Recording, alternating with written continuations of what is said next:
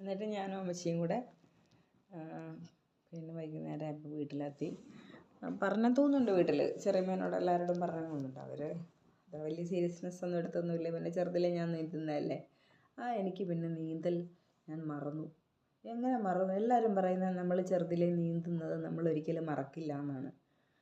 എനിക്ക് തോന്നുന്നത് ഞാൻ ഭയങ്കര ആഴത്തിലുള്ള സ്ഥലത്തേക്ക് പോയി നീന്തിയിട്ടുണ്ടാവില്ല, അതുകൊണ്ടായിരിക്കാം. അല്ലെങ്കിലും അതെ, നീന്തിയിട്ട് ഞാനിവിടെ അടുത്തൊരു ഇതുണ്ടായിരുന്നു, പറഞ്ഞിട്ടുണ്ടോയെന്നറിയില്ല, വീട്ടിലൊരു കുളമുണ്ട് കേട്ടോ, പബ്ലിക് കുളമാണ്.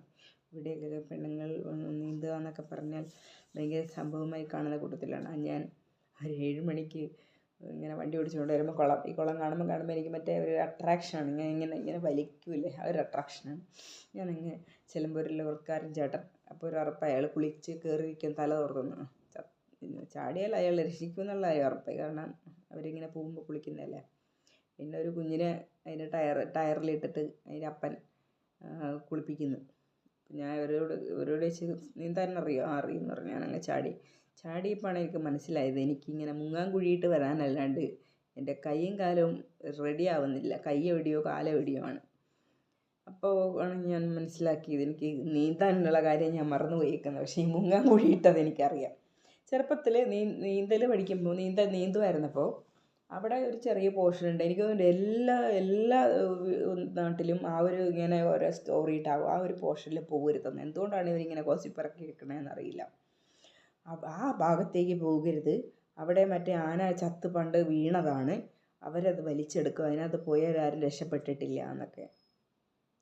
ഇതെന്തുകൊണ്ടാണ് ഇങ്ങനെയൊക്കെ ചുമ്മാ ഗോസിപ്പൊക്കെ പണ്ടുള്ളവർ ഇറക്കുന്നത്? മരണം പേടിച്ചിട്ട് ആ വഴിക്ക് പോലും ഞാൻ പോകില്ലായിരുന്നു. അല്ലാതെ ഞാൻ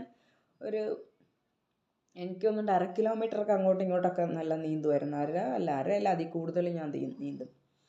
പിന്നെ വലിയ ആഴമെന്ന് പറയാനായിട്ട് തലയ്ക്ക് മുകളിൽ വരെയൊക്കെ ആഴം ഉണ്ടായുള്ളൂ. പക്ഷെ നീന്താത്ത എവിടെയാണെന്നറിയോ? കുളത്തിൽ. കാരണം എൻ്റെ ബന്ധുക്കളുടെ വീടുകളിൽ പോകുമ്പം അവിടെയൊക്കെ കുളം ഉണ്ടായിരുന്നു. അപ്പോൾ എന്തുകൊണ്ടാണെന്നറിയില്ല കുളത്തിൽ ഞാൻ നീന്തത്. എനിക്ക് നീർക്കോലീനെ പേടിയാണ്.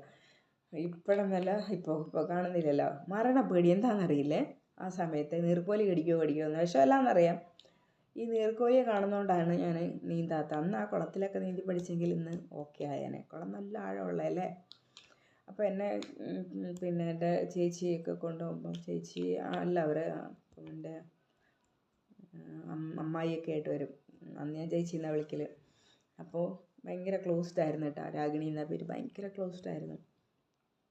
പിന്നെ അപ്പം ഞങ്ങളിങ്ങനെ പോയി കുളിക്കാൻ പോകും. ചേച്ചി ഇങ്ങനെ തുണി അലക്കും, ഞാൻ വെറുതെ അമ്മച്ചി കുളിക്കുന്ന മാതിരി വെള്ളം കോരി